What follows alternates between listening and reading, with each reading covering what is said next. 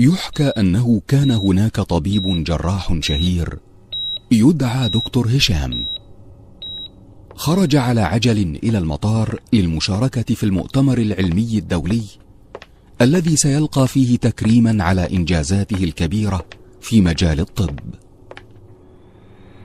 وفجأة وبعد ساعة من الطيران أعلن أن الطائرة أصابها عطل كبير بسبب صاعقة، وستهبط اضطراريا في أقرب مطار.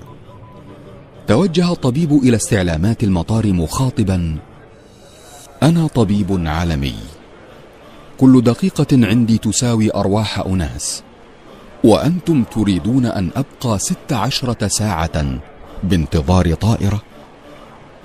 أجابه الموظف: إذا كنت يا سيدي على عجلة يمكنك استئجار سيارة، فرحلتك لا تبعد عن هنا سوى 3 ساعات بالسيارة. رضي دكتور هشام على مضض، وأخذ السيارة وظل يسير.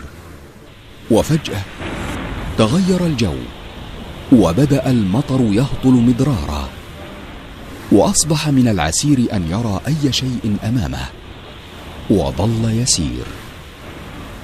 وبعد ساعتين أيقن أنه قد ضل طريقه وأحس بالتعب.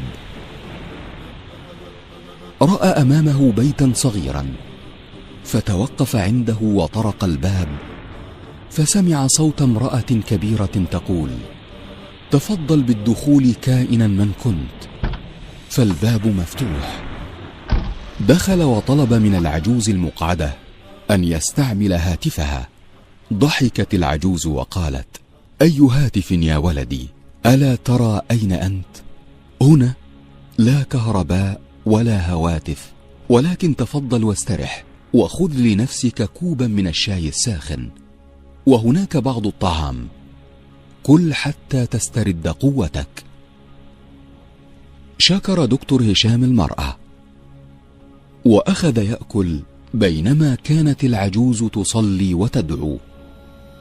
وانتبه فجأة إلى طفل صغير نائم بلا حراك على سرير قرب العجوز، وهي تهزه بين كل صلاة وصلاة. استمرت العجوز في الصلاة والدعاء طويلا، فتوجه إليها قائلا: والله لقد أخجلني كرمك ونبل أخلاقك، وعسى الله أن يستجيب لك دعواتك. يا ولدي، أما أنت فابن سبيل أوصى بك الله، وأما دعواتي فقد أجابها الله سبحانه وتعالى كلها إلا واحدة.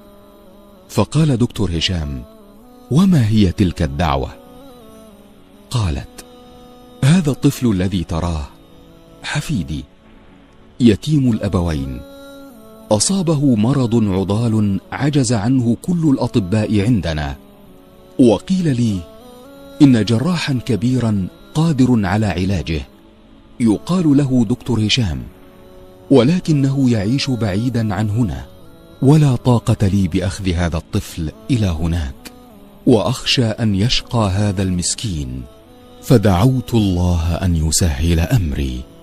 بكى الطبيب وقال: والله إن دعاءك قد عطل الطائرات، وضرب الصواعق وأمطر السماء كي يسوقني إليك سوقا، والله ما أيقنت أن الله عز وجل يسوق الأسباب هكذا لعباده المؤمنين بالدعاء إلا بعدما رأيت بعيني.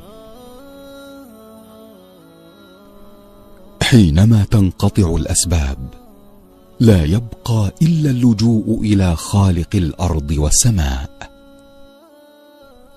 وإذا سألك عبادي عني فإني قريب، أجيب دعوة الداعي إذا دعان.